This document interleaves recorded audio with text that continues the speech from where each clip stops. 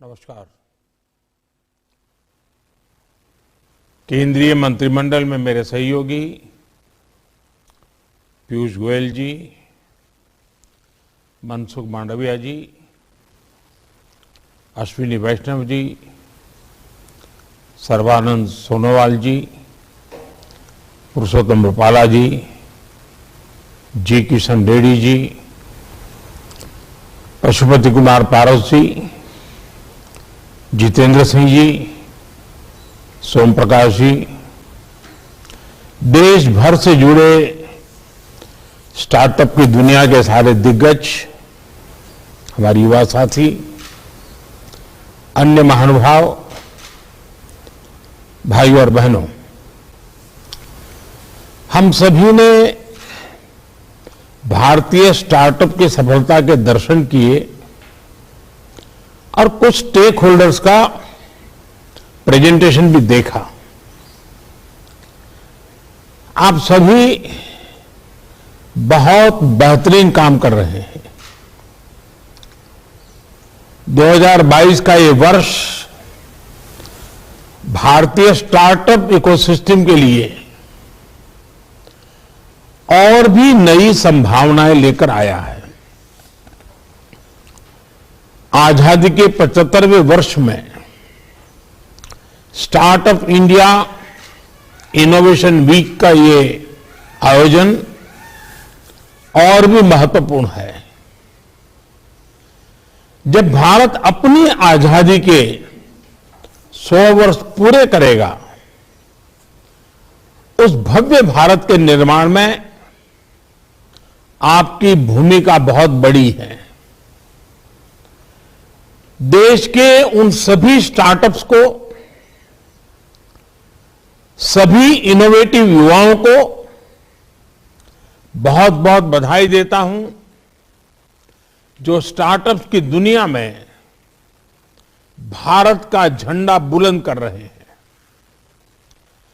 Startups का ये culture देश के दूर दराज तक पहुंचे, इसके लिए 16 जनवरी को अब नेशनल स्टार्टअप डे के रूप में मनाने का फैसला भी किया गया है। साथियों, startup India innovation week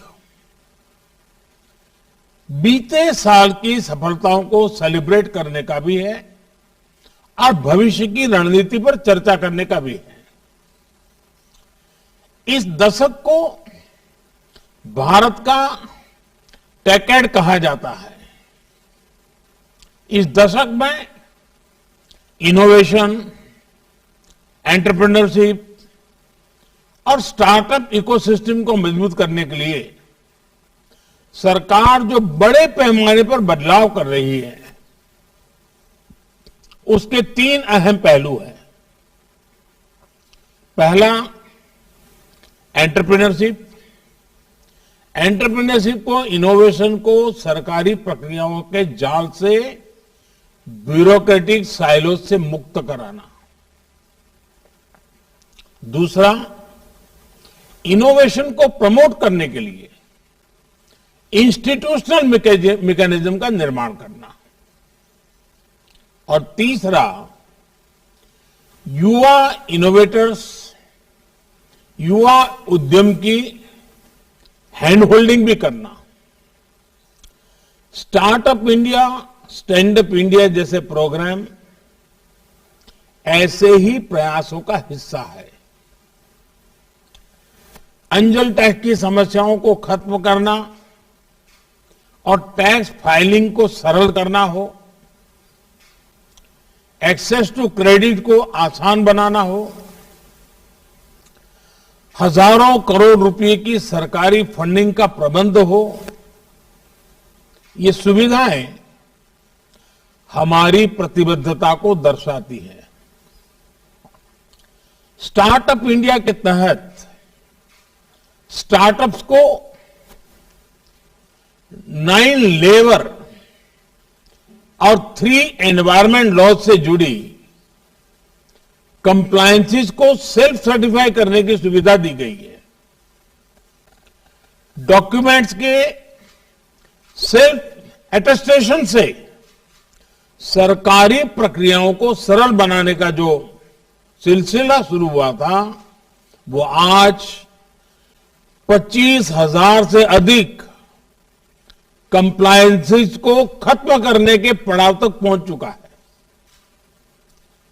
startups सरकार को अपने प्रोडक्ट्स या सर्विस आसानी से दे पाए, इसके लिए government e market place GeM platform पर स्टार्टअप रनवे भी बहुत काम आ रहा है।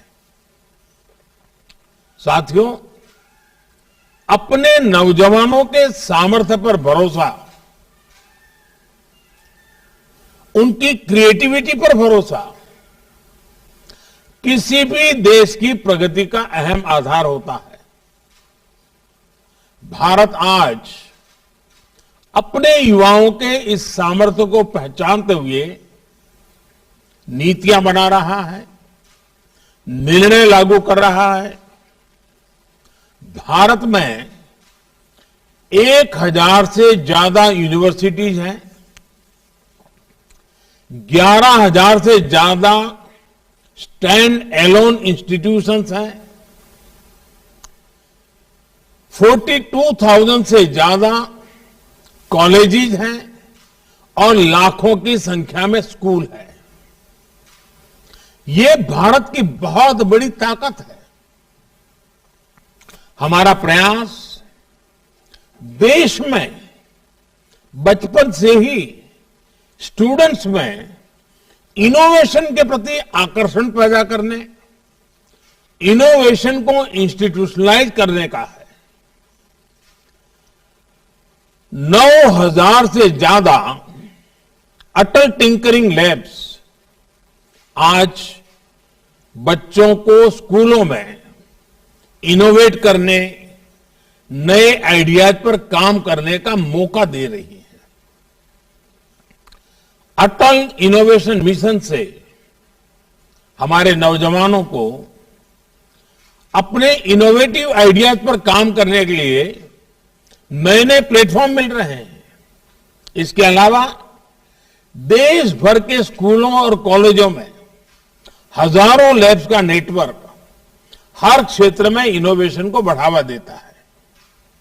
देश के सामने मौजूद चुनौतियों से निपटने के लिए हम इनोवेशन और टेक्नोलॉजी आधारित सॉल्यूशंस पर बल दे रहे हैं। हमने अनेकों हैकेथॉन्स का आयोजन करके नौजवानों को अपने साथ जोड़ा है। उन्होंने रिकॉर्ड समय में बहुत सारे इनोवेटिव सॉल्यूशंस हमें दिए हैं। ये आप भी अनुभव करते होंगे कि सरकार के अलग अलग विभाग, अलग अलग मंत्रालय किस तरह नौजवानों और स्टार्टअप के साथ संपर्क में रहते हैं, उनके नए आइडियाज को प्रोत्साहित करते हैं। चाहे नए ड्रोन रूल्स हो या फिर नई स्पेस पॉलिसी, सरकार की प्राथमिकता ज्यादा से ज्यादा युवाओं को इनोवेशन का मौका देने की है। हमारी सरकार ने आईपीआर रजिस्ट्रेशन से जुड़े जो नियम होते थे, उन्हें भी काफी सरल कर दिया है। केंद्र और राज्य सरकारें मिलकर आज देश में सैकड़ों इनक्यूबेटर्स को सपोर्ट कर रही है। आज देश में आई क्रिएट जैसे संस्थान इनोवेशन इकोसिस्टम को बढ़ाने में बहुत महत्वपूर्ण रोल प्ले कर रहे हैं। आई क्रिएट यानी international centre for entrepreneurship and technology, ये संस्थान अनेकों स्टार्टअप्स को मजबूत शुरुआत दे रहा है। इनोवेशन को प्रोत्साहित कर रहा है। और साथियों, सरकार के इन प्रयासों का हम असर भी देख रहे हैं।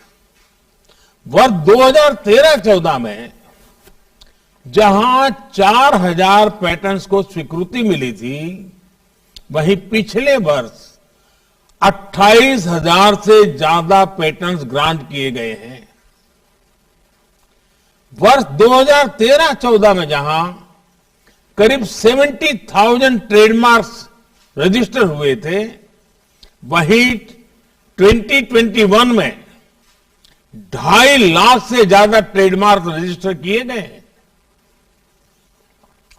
वर्ष 2013-14 में जहां सिर्फ 4,000 कॉपीराइट ग्रांट किए गए थे, पिछले साल इनकी संख्या बढ़कर 16,000 के भी पार हो गई है। इनोवेशन को लेकर भारत में जो अभियान चल रहा है, उसी का प्रभाव है कि ग्लोबल इनोवेशन इंडेक्स में भी भारत की रैंकिंग में बहुत सुधार आया है। वर्ष 2015 में इस रैंकिंग में भारत 81 नंबर पर रुका पड़ा था। अब इनोवेशन इंडेक्स में भारत 46 नंबर पर है, 50 से नीचे आया है। साथियों, भारत का स्टार्टअप इकोसिस्टम आज दुनिया में अपना परचम लहरा रहा है। ये भारत के स्टार्टअप इकोसिस्टम की ताकत है कि वो पैशन से, सिंसियरिटी से और इंटीग्रिटी से भरा हुआ है। ये भारत के स्टार्टअप इकोसिस्टम की ताकत है कि वो लगातार खुद को डिस्कवर कर रहा है, खुद को सुधार रहा है, अपनी ताकत बढ़ा रहा है। वो लगातार एक लर्निंग मोड में है, चेंजिंग मोड में है, नई नई स्थितियां, परिस्थितियां के मुताबिक खुद को ढाल रहा है। आज किसी से ये देखकर गौरव नहीं होगा कि भारत के स्टार्टअप्स 55 अलग अलग इंडस्ट्री से काम कर रहे हैं। हर किसी को गर्व होगा। 5 साल पहले देश में जहां 500 स्टार्टअप्स भी नहीं थे, आज उनकी संख्या बढ़कर 60,000, 60,000 तक पहुंच चुकी है। आपके पास इनोवेशन की शक्ति है, आपके पास नए आइडियाज हैं, आप नौजवान ऊर्जा से भरे हुए हैं और आप बिजनेस के तौर तरीके बदल रहे हैं। Our startups are changing the rules of the game. इसलिए मैं मानता हूं, startups are going to be the backbone of new India. साथियों, एंटरप्रेन्योरशिप से एनवायरमेंट की ये स्पिरिट हमारे यहां डेवलपमेंट को लेकर रीजनल और जेंडर डिस्पैरिटी की समस्या का भी समाधान कर रही है। पहले जहां बड़े शहरों में, मेट्रो शहरों में ही बड़े बिजनेस फलते फूलते थे, आज देश के हर राज्य में 625 से अधिक जिलों में कम से कम एक स्टार्टअप है। आज करीब आधे स्टार्टअप्स टियर 2 और टियर 3 सिटीज में है। ये सामान्य गरीब परिवारों के युवाओं के आइडिया को बिजनेस में बदल रहे हैं। इन स्टार्टअप्स में आज लाखों युवाओं को रोजगार मिल रहा है। साथियों, जिस स्पीड और जिस स्केल पर आज भारत का युवा स्टार्टअप बना रहा है, वो वैश्विक महामारी के इस दौर में भारतीयों की प्रबल इच्छा शक्ति और संकल्प शक्ति का प्रमाण है। पहले बेहतरीन से बेहतरीन समय में भी इक्का दुक्का कंपनियां ही बड़ी बन पाती थी, लेकिन बीते साल तो 42 यूनिकॉर्न 42 यूनिकॉर्न हमारे देश में बने हैं। हजारों करोड़ रुपए की ये कंपनियां आत्मनिर्भर होते आत्मविश्वासी भारत की पहचान है। आज भारत तेजी से यूनिकॉर्न की सेंचुरी लगाने की तरफ बढ़ रहा है और मैं मानता हूं भारत के स्टार्टअप का स्वर्णिम काल तो अब शुरू हो रहा है। भारत की जो विविधता है वो हमारी बहुत बड़ी ताकत है। हमारी डायवर्सिटी हमारी ग्लोबल आइडेंटिटी है। हमारे यूनिकॉर्न्स और स्टार्टअप्स इसी डायवर्सिटी के मैसेंजर हैं। सिंपल डिलीवरी सिस्टम से लेकर सर्विस से लेकर पेमेंट सॉल्यूशन और कैब सर्विस तक आपका विस्तार बहुत बड़ा है। आपके पास भारत में ही डाइवर्स मार्केट्स, डाइवर्स कल्चर्स और उसमें काम करने का इतना बड़ा अनुभव है। इसलिए भारत के स्टार्टअप खुद को आसानी से दुनिया के दूसरे देशों तक पहुंचा सकते हैं। इसलिए आप अपने सपनों को सिर्फ लोकल न रखें, ग्लोबल बनाएं। इस मंत्र को याद रखिए, let us innovate for India, innovate from India. साथियों, आजादी के अमृत काल में ये सबके लिए जुट जाने का समय है। ये सबका प्रयास से लक्ष्यों की तरफ बढ़ने का समय है। मुझे खुशी हुई जब एक ग्रुप ने पीएम गति शक्ति नेशनल मास्टर प्लान को लेकर अहम सुझाव दिया। गति शक्ति प्रोजेक्ट में जो एक्स्ट्रा स्पेस है उसका उपयोग ईवी चार्जिंग इंफ्रास्ट्रक्चर के निर्माण के लिए किया जा सकता है। इस मास्टर प्लान में आज ट्रांसपोर्ट, पावर, टेलीकॉम सहित पूरे इंफ्रास्ट्रक्चर ग्रिड को सिंगल प्लेटफॉर्म पर लाया जा रहा है। मल्टी मॉडल और मल्टीपर्पज एसेट्स के निर्माण के इस अभियान में आपकी भागीदारी बहुत जरूरी है। इससे हमारे मैन्युफैक्चरिंग सेक्टर में नए चैंपियंस के निर्माण को भी बल मिलेगा। Defence manufacturing, chip manufacturing, clean energy और ड्रोन टेक्नोलॉजी से जुड़े अनेक सेक्टर्स में देश के एम्बिशियस प्लान्स आपके सामने हैं। हाल में नई ड्रोन पॉलिसी लागू होने के बाद देश और दुनिया के अनेक इन्वेस्टर्स ड्रोन स्टार्टअप में इन्वेस्ट कर रहे हैं।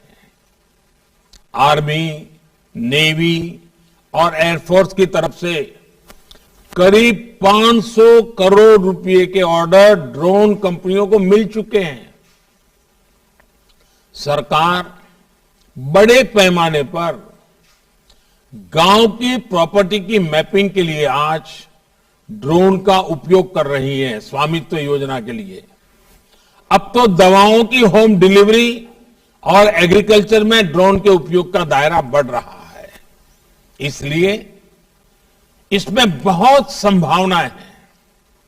साथियों, तेजी से होता हमारा शहरीकरण भी एक बहुत बड़ा फोकस एरिया है। आज अपने मौजूदा शहरों को डेवलप करने और नए शहरों के निर्माण के लिए बहुत बड़े स्तर पर काम चल रहा है। अर्बन प्लानिंग, हमें बहुत काम करना है उस क्षेत्र में। इसमें भी हमें ऐसे वॉक टू वर्क कंसेप्ट और इंटीग्रेटेड इंडस्ट्रियल एस्टेट का निर्माण करना है जहां श्रमिकों के लिए, मजदूरों के लिए बेहतर अरेंजमेंट्स हो। अर्बन प्लानिंग में नई संभावनाएं आपका इंतजार कर रही हैं।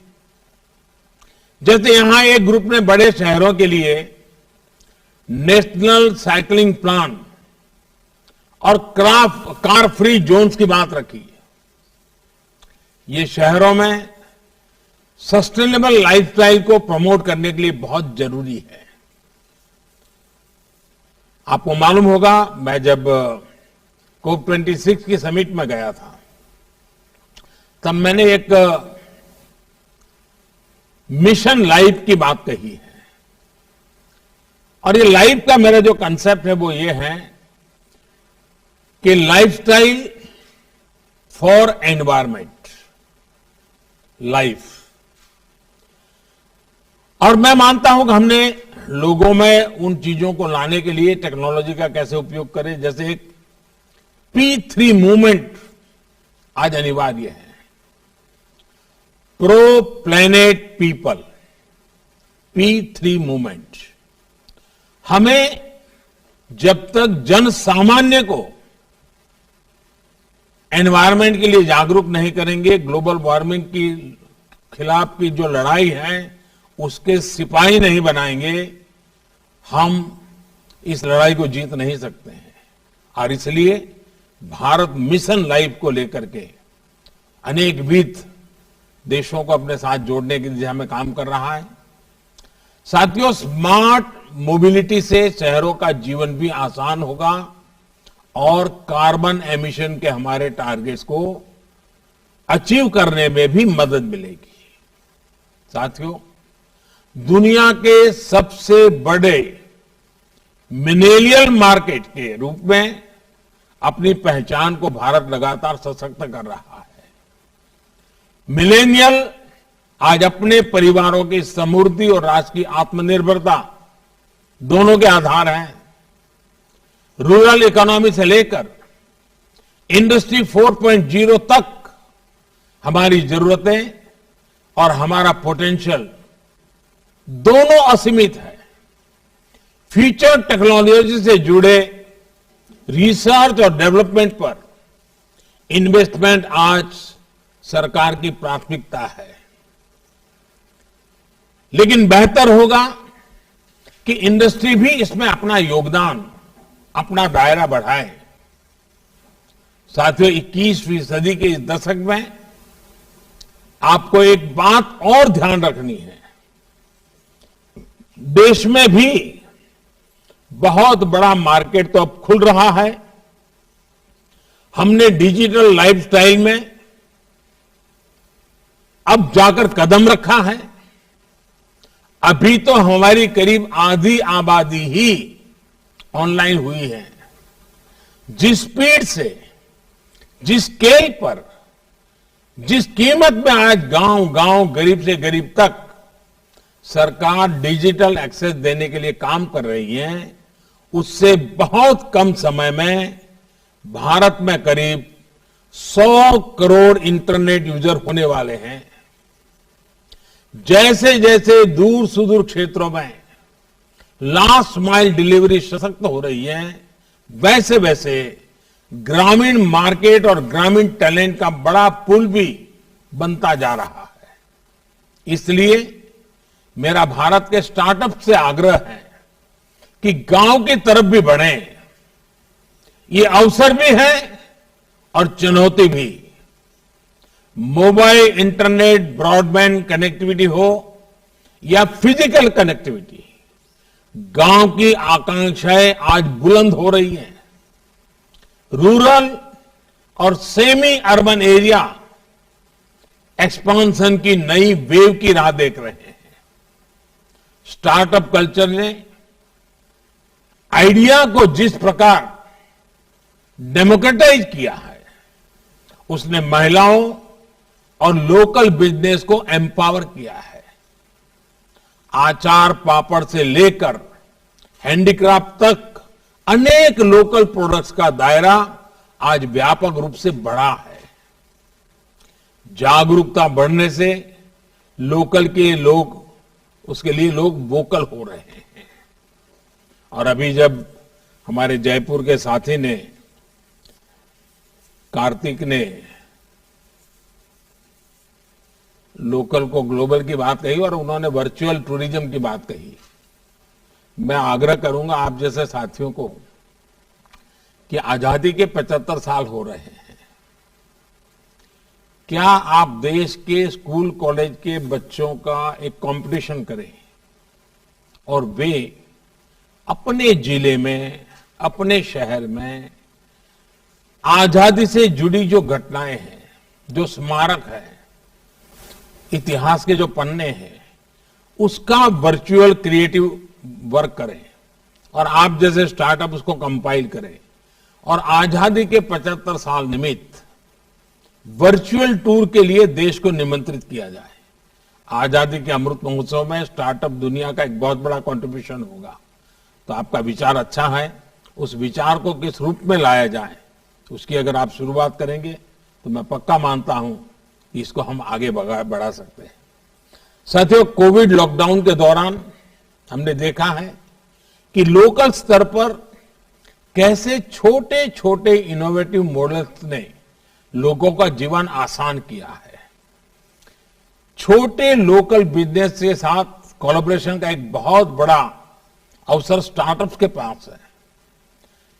स्टार्टअप्स इन लोकल बिजनेस को एम्पावर कर सकते हैं, एफिशिएंट बना सकते हैं। छोटे बिजनेस देश के विकास की रीढ़ है और स्टार्टअप्स नए गेम चेंजर है।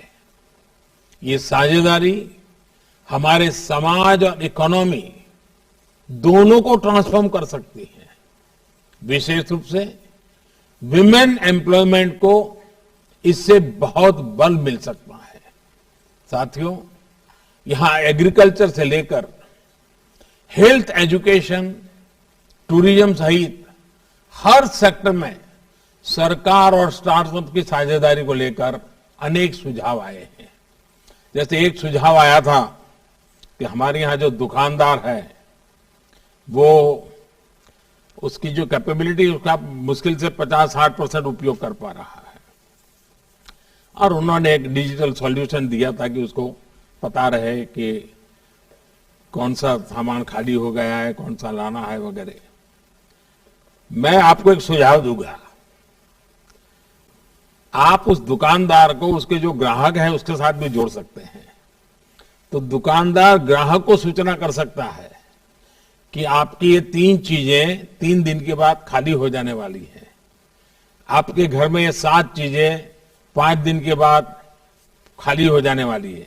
उसको मैसेज जाएगा तो घर वाले जो हैं उनको भी डिब्बे नहीं खंगालने पड़ेंगे किचन में कि सामान है कि नहीं है, फलाना है कि नहीं, टिकना है कि नहीं है।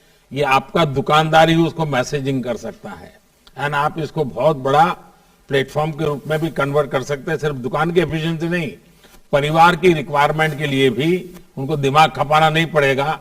आपका मैसेज ही चले जाएगा कि आपकी हल्दी 1 महीने के लिए ले गए थे, 3 दिन के बाद खत्म होने वाली है।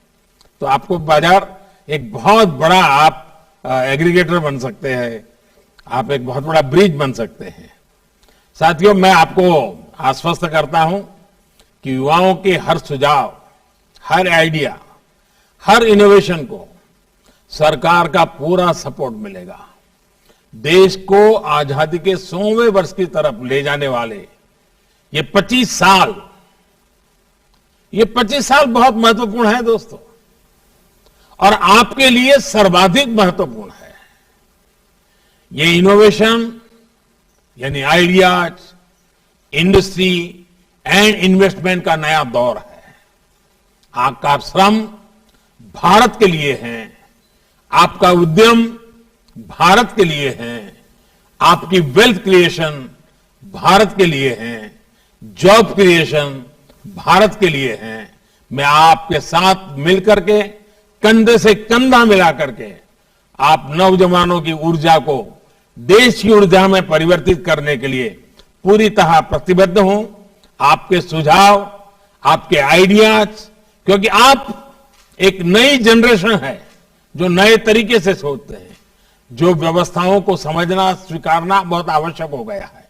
और मुझे विश्वास है कि 7 दिन के मंथन से जो चीजें निकली हैं, सरकार के सभी विभाग इसको बड़ी गंभीरता से लेते हुए सरकार में इसका कैसे उपयोग हो, सरकार की नीतियों में कैसे इसका प्रभाव हो, सरकार की नीतियों के द्वारा समाज जीवन को इसको कैसे लाभ करता हो, इन सारे विषयों का लाभ होने वाला है। मैं इसलिए आप सबको इस कार्यक्रम में सहभागी होने के लिए आपका अमूल्य समय, क्योंकि आप आइडियाज की दुनिया के लोग हैं और इसलिए आपका समय आइडियाज में ही रहता है और वो आइडियाज आपने सबके बीच बांटे, वो भी एक बहुत बड़ा काम है। मैं आपको बहुत बहुत शुभकामनाएं देता हूं। मकर संक्रांति का पावन पर्व, अभी भी हवा में वही माहौल है। उस बीच कोरोना में आप अपना ध्यान रखिए। बहुत बहुत धन्यवाद।